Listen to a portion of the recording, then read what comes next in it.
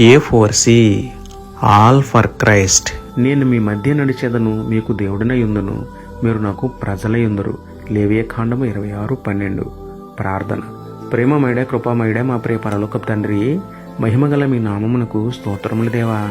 అయ్యా, మా మధ్య వ్యర్థమైన వాటికి చోటేయకుండా అన్ని వేళలా మా హృదయంలో మీకు చోటిచ్చే మార్పు గల మనస్సు అనుగ్రహించండి తండ్రి.